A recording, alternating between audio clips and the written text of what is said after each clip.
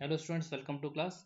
आज हम बात करेंगे concept of context free grammar and push down automata की। ठीक है, काफ़ी स्टूडेंट्स होते हैं जिन्हें थ्योरी ऑफ कंप्यूटेशन में डिफरेंट डिफरेंट ग्रामर्स के टाइप के बारे में पता नहीं होते हैं कि किस तरह से ये सभी ग्रामर्स जो है डिफरेंट डिफरेंट पार्ट्स में क्लासिफाइड है। तो मैं आप लोग को एक बात बताना चाहूँगा कि जितने भी ग्रामर्स हैं, चाहे वो आपका रेगुलर ग्रामर हो, कॉन्टेक्स्ट फ्री ग्रामर हो, या फिर आपका कॉन्टेक्स्ट सेंसिटिव ग्रामर हो, या फिर आप बात करें रिकर्सिव इन्यूमरेबल ग्रामर की, तो ये सभी ग्रामर्स जो है उनको डिस्टिंग्विश करता है उनका production rule.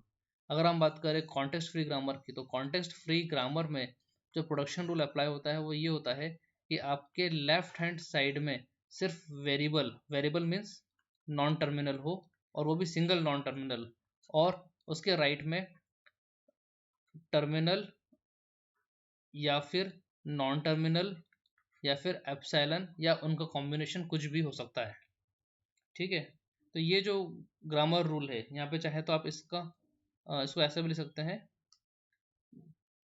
Terminal plus non terminal, okay, विच सपोर्ट एप्सिलॉन।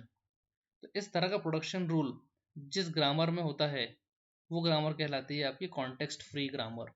चलिए इसको हम डेफिनेशन के थ्रू समझते हैं, so that it will be easy for us to understand. अगर हम बात करें कॉन्टेक्स्ट फ्री ग्रामर की, तो कॉन्टेक्स्ट फ्री ग्रामर, स्पेलिंग से लिख देता हूं मैं, context free grammar ji, okay, context free grammar ji is a quadruple, is a quadruple. Quadruple की स्पेलिंग होगी QUADRUPLE। क्वाड्रपल मीन्स जिसके 4 पैरामीटर्स हों, क्वाड्रपल। इस क्वाड्रपल में क्या क्या होगा, V, T, P और S। ठीक है, where V is stands for variable, या फिर इसको आप नॉन टर्मिनल भी कह सकते हैं।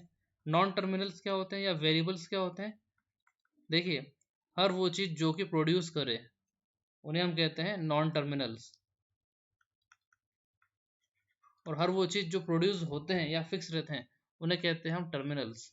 और जो नॉन टर्मिनल्स हैं उनको हमेशा हम कैपिटल लेटर से डिनोट करते हैं, और जो टर्मिनल्स हैं उनको हम स्मॉल लेटर से डिनोट करेंगे। तो आप कह सकते हैं कि जो टर्मिनल हैं वो सभी जो हैं कांस्टेंट के रूप में होते हैं, और जो नॉन टर्मिनल्स हैं वो सभी वेरिएबल के रूप में होते हैं। T is the terminal,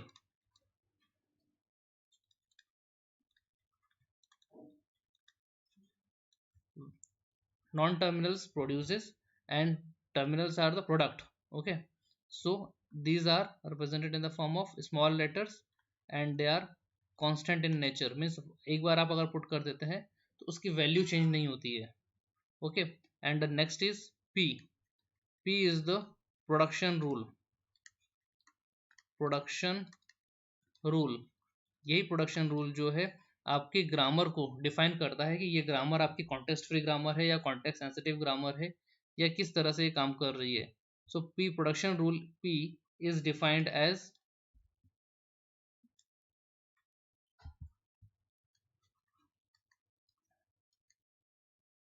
V tends to T plus V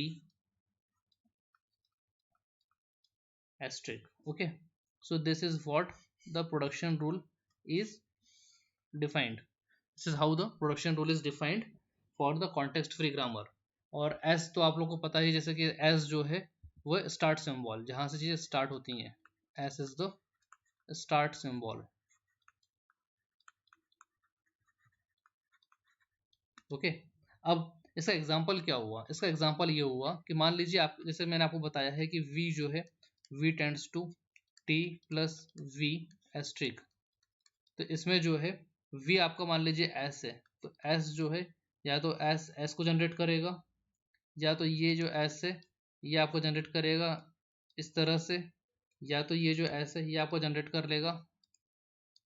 ठीक है, और साथ में आप इनके एप्सिलॉन भी जोड़ सकते हैं।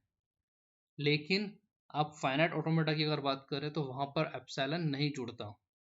Okay, so this is how context free grammar and regular grammar are distinguished. इस तरह से आप कॉन्टेक्स्ट फ्री ग्रामर और पुश डाउन रेगुलर ग्रामर के बीच अंतर पता कर सकते हैं।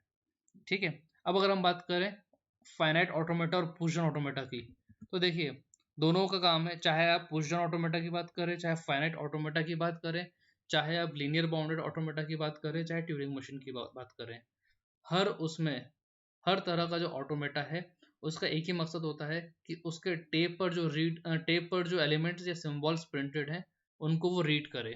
ठीक है, मान लीजिए आपके पास ये एक टेप है, ये टेप है। ओके, अब इस टेप को रीड करना है, इसको रीड करने के लिए मान लीजिए ये टेप है जिसमें कि कुछ एलिमेंट्स आपने पुट करे हुए हैं।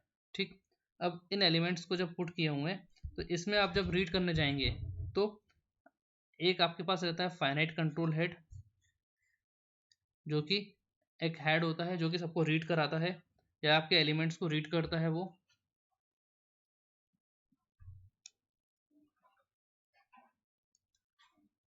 इसको हम बोलते हैं फाइनाइट कंट्रोल हेड। ठीक, और ये जो है आपका, ये इसको मैं इस तरह से बनाता हूँ, ये जो है रीड हेड है आपका, रीड हेड। ठीक है, तो ये जो है ये आप सभी चीज़ों को रीड करता है जो एलिमेंट्स इसमें लिखे रहते हैं। और आपके पास यहाँ पर एक फाइनाइट मेमोरी होती है जो कि इन चीज़ों को स्टोर करते जाती है जो भी आप रीड कर रहे हैं। तो ये किस केस में होता है, और साथ ही साथ यहाँ पे ये पूरी फाइनाइट मेमोरी होती है और ये टेप जो है एक ही डायरेक्शन में मूव करता है। ठीक, लेकिन अगर हम बात करें, यह है आपका finite automata, this is the concept of finite automata. Okay, लेकिन अगर हम बात, ये फाइनाइट ऑटोमेटा की बात है, लेकिन अगर हम बात करें थ्योरी ऑफ ऑटोमेटा की या फिर सॉरी पुश डाउन ऑटोमेटा की, तो पुश डाउन ऑटोमेटा में भी एक तरह का टेप होता है। ये टेप है, ये आपका कंट्रोल हेड है, इसको हम फाइनाइट कंट्रोल हेड भी बोल सकते हैं, इसको रीड हेड बोलते हैं।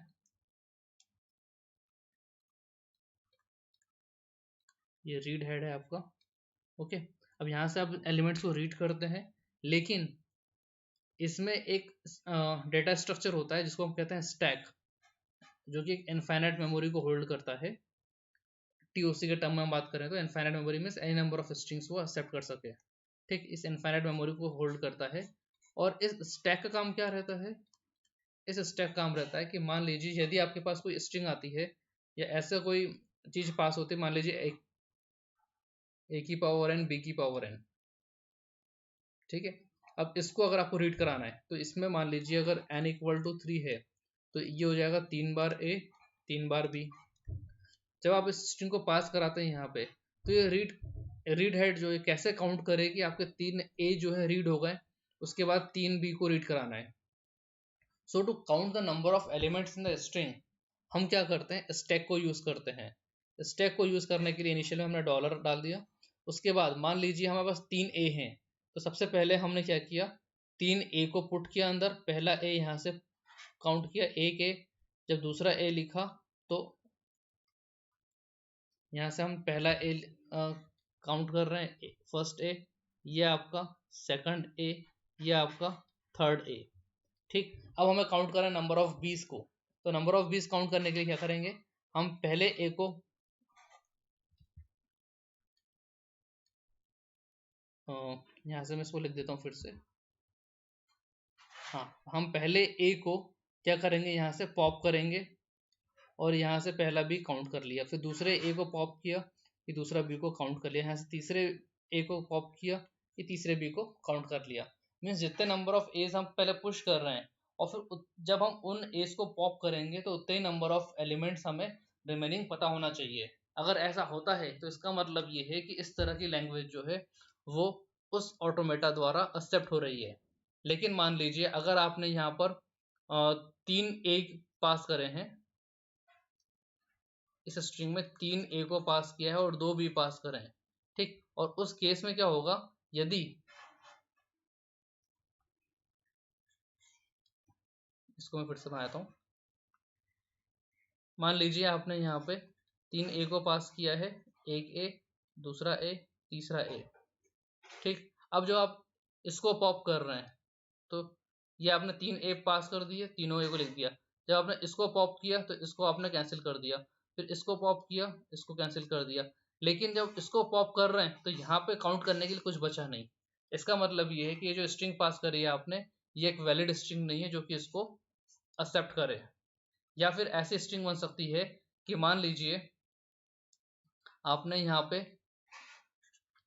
3 ए लिखे हैं और 3 बी, 2 ए लिखे हैं और 3 बी लिखे हैं आपने, ठीक है। और इस केस में आपने 2 ए तो पुश कर दिए, ठीक। पहला ए, यहाँ से आपने पहला ए पुश किया, ये पहला ए आ गया। फिर आपने दूसरा ए पुश किया, ये दूसरा ए आ गया।